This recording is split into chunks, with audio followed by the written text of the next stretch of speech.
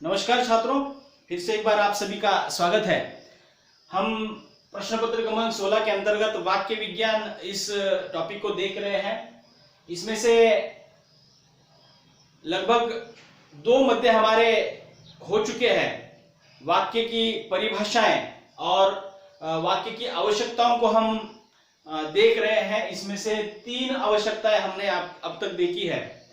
अर्थात हमने इसके पहले इस वाक्य की आवश्यकता में सार्थक शब्द, ये पहली आवश्यकता वाक्य की हमने देखी है, जिसमें हमने देखा कि किस प्रकार वाक्य बनाने के लिए शब्दों की अर्थपूर्ण शब्दों की आवश्यकता होती है। ये बात उसमें हमने देखी। उसके बाद दूसरी जो आवश्यकता वहां पे हमने देखी है व्याकरणिकता, अर्थात वाक्य व्याकरण की दृष्टि से पूर्ण होता है लेकिन अर्थ की दृष्टि से अपूर्ण होता है। या फिर दूसरी एक बात उसमें आ जाती है, व्याकरणिकता के लिए योग्यता की बात आ जाती है कि वह हवा से लिखता है, ऐसा अगर हम कहेंगे तो वो वाक्य नहीं बनेगा, भले ही वो व्याकरण की दृष्टि से पूर्ण है। तो उस दृष्टिकोण से भी वहां पे हमने ये जान लिया कि वह वाक्य जो है अर्थ के धरातल पर भी वो सही होना चाहिए, तभी उसको हम वाक्य मानेंगे। और तीसरी हमने आवश्यकता देखी है आकांक्षा, अर्थात परस्पर पूरकता जो है, वाक्य में आने वाले जो सभी पद है इनका एक दूसरे के साथ संबंध होना, ये किस प्रकार अर्थ को प्रदान करता है, ये बातें हमने थोड़ी सी देखी है। आज हम इसी के आगे की जो आवश्यकता है, चौथी आवश्यकता जो है वाक्य की, वह है सन्निधि अथवा आसक्ति। सन्निधि अथवा इसको आसक्ति भी कहा जाता है। मतलब क्या है कि आसक्ति का अर्थ जो है आसपास होना, मतलब इसका जो अर्थ आता है वो है आसपास होना, या इसको सामान्य भाषा में कहेंगे निकटता। जो हमने आचार्य विश्वनाथ की जो परिभाषा देखी थी उसमें भी इसका उल्लेख हुआ था कि सन्निधि आसक्ति ये विशेषता निकटता समीपता से संबंधित है। मतलब वाक्य की आवश्यकताओं के रूप में अगर वहां पे विचार किया जाता है तो वाक्य में आने वाले शब्द, वाक्य में आने वाले पद जो है उनका एक दूसरे के समीप होना, निकट होना वाक्य की आवश्यकता है।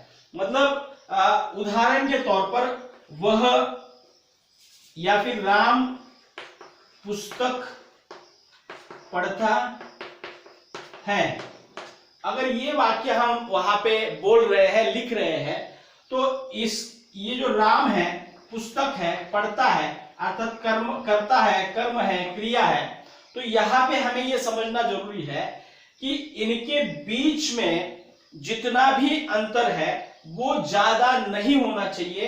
अर्थात राम पुस्तक पढ़ता है, अगर इसको हम आज उच्चारित करेंगे, इसको 2 दिन बाद उच्चारित करेंगे और इसको 3 दिन बाद उच्चारित करेंगे, तो वहां पे इस राम 2 दिन बाद सिर्फ पुस्तक कहेंगे और 3 दिन बाद सिर्फ उसको पढ़ता कहेंगे, तो यहाँ पे उस वाक्य का जो है अर्थ सामने नहीं आएगा। इसका मतलब यह है कि किसी भी वाक्य को बनाने के लिए या बनने के लिए उसमें प्रयुक्त होने वाले पद शब्द जो है एक दूसरे के समीप होने बहुत जरूरी होते हैं, अर्थात उनका एक दूसरे के साथ निकट होना जो है बहुत महत्वपूर्ण माना गया है। यदि कोई व्यक्ति जो है, उदाहरण दूसरा मैं देना चाहूंगा, एक दिन पहले दिन कहता है गाय और दूसरे दिन कहता है लाओ या लेके आओ, तो आज उसने गाय कह दिया और कल कह दिया लेके आओ, तो उसका भी कोई मतलब जो है वाक्य के तौर पर वहां पे नहीं निकलता। वाक्य बनने के लिए वाक्यों में आने वाले पदों का एक दूसरे के समीप होना अत्यंत आवश्यक है, निकट होना अत्यंत आवश्यक है। तो इसलिए वाक्य में समीपता, निकटता, सन्निधि या आसक्ति जो है बहुत जरूरी होती है और उसके बिना वाक्य निर्माण नहीं हो सकता। इसलिए ये वाक्य की चौथी आवश्यकता है आसक्ति, सन्निधि या निकटता। उसके बाद जो है अगली आवश्यकता है वो है अन्विति। ये 5वीं आवश्यकता है अन्विति। अन्विति से क्या तात्पर्य देखिएगा कि अन्विति अर्थात वाक्य जो है व्याकरणिक दृष्टि से वचन, लिंग, कारक आदि के अनुसार पूर्ण होना चाहिए। मतलब व्याकरण में जो वचन होते हैं, फिर लिंग होते हैं, उसके बाद कारक होते हैं, इन सभी की दृष्टि से वाक्य जो है वहां पे सही होना चाहिए। मतलब आप सभी जानते हैं कि एक वचन, जहां पे किसी एक व्यक्ति के बारे में बोला जाता है तो वहां पे एक वचन में बात की जाती है। बहुत सारे लोगों के बारे में अगर बोला जाता है तो उसको अनेक वचन के रूप में प्रयुक्त किया जाता है।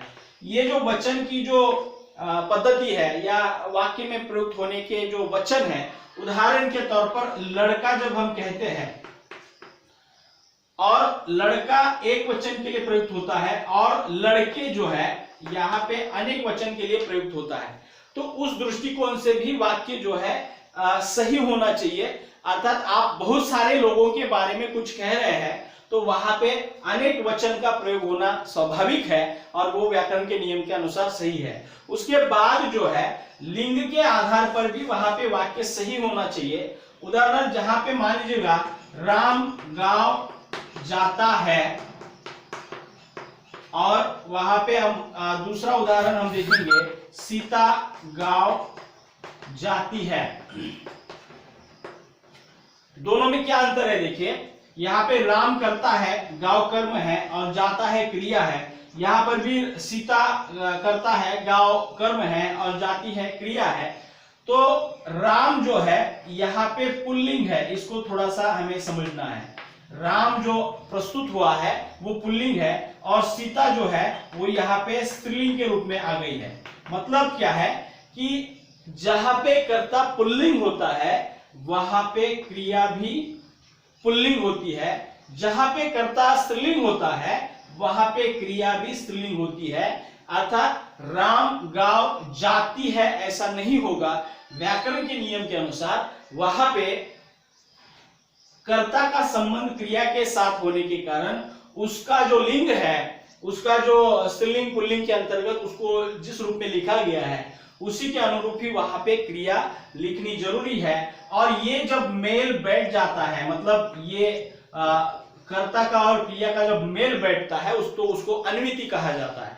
मतलब अन्विति भी वाक्य में कितनी जरूरी है। उसके साथ साथ अगली जो आवश्यकता है इसमें, मतलब इस अन्विति के अंतर्गत अगली बात आ जाती है कारक वाली। कारक से क्या तात्पर्य देखिए, हमने एक उदाहरण देखा था, राम ने रावण को बाण से मारा, रावण को बाण से मारा। अब देखिए यहां पे कारक जो आ गए हैं वो ने, को, से, ये तीन प्रकार के कारक वहां पे आ गए हैं। तो यहाँ पे राम ने की बजाय को अगर लिखेंगे तो वाक्य का अर्थ बदल जाएगा, को की बजाय ने लिखेंगे तो वाक्य का अर्थ बदल जाएगा, से की बजाय ने लिखेंगे तो भी वाक्य का अर्थ बदल जाएगा। इसका मतलब यह है कि वाक्य में प्रयुक्त होने वाले कारक उसी के अनुरूप हो जिसके, मतलब मान लीजिएगा यहाँ पे राम करता है, रावण कर्म है, बाण भी कर्म है और मारा जो है वो भी क्या है, क्रिया है। तो यहाँ पे हमें ये समझना जरूरी है कि कारक के अंतर्गत ने, को, से जो आते हैं उसकी अन्विति जो है संबंधित कर्ता कर्म क्रिया के साथ होनी जरूरी है। अर्थात उसका संबंध जो है वहां पे वो कारक दिखाने जरूरी है, तभी जाकर वो वाक्य बनेगा। अर्थात इसका मतलब यह है कि कारकों की सही जगह या कारकों का सही स्थान जो है वाक्य को अर्थपूर्ण बना देता है। तो यहाँ पे मान लीजिएगा कि वाक्य में ने, को, से ये जो कारक आ गए हैं इसको हम अगर हटाते हैं तो वहां पे राम रावण बाण मारा इतना ही बच जाएगा। इनके सिवा हमें वहां पे उसका अर्थ जो है समझ में नहीं आएगा। तो इसलिए मुझे बताना यह है कि अन्विति के अंतर्गत जो वाक्य की आवश्यकता के रूप में जो बातें कही गई है उसमें यही बताया गया है कि कर्ता के अनुसार लिंग होना चाहिए, कर्ता के अनुसार वचन होना चाहिए, कर्ता के अनुसार कारकों की वहां पे व्यवस्था होनी चाहिए। तो इस तरह से वहां पे ये जो अन्विति है ये भी वाक्य में बहुत महत्वपूर्ण मानी गई है और उसके बिना जो है हम उसका प्रयोग नहीं कर सकते। अनेक वचन के अनुसार क्रिया का परिवर्तन दिखाई देता है। मतलब जो भी कुछ वचन के आधार पर, मान लीजिए लड़का खेल रहा है। अब ये भी उदाहरण मैं आपको बताना चाहता हूं। और यहाँ पे लड़के खेल रहे हैं, मतलब यहाँ पे रहा, रहे किस वजह से आ गया, यहाँ पे लड़के मतलब अनेक वचन है और लड़का मतलब एक वचन है। तो ये जो कुछ व्याकरण के नियम है इसको भी थोड़ा सा वाक्य में बरकरार रखना जरूरी होता है, तभी जाकर वाक्य बनता है। तो इस तरह से अन्विति भी जो है एक प्रकार से बहुत महत्वपूर्ण आवश्यकता है वाक्य की, जिसके बगैर हम वाक्य को सही रूप में समझ नहीं सकते। इसलिए पांचवी आवश्यकता अन्विति है। और अंतिम आवश्यकता जो है वाक्य की वो है पदक्रम।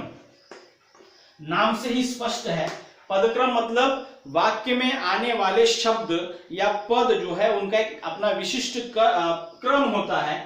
मतलब कर्ता के बाद कर्म आता है, कर्म के बाद क्रिया आती है।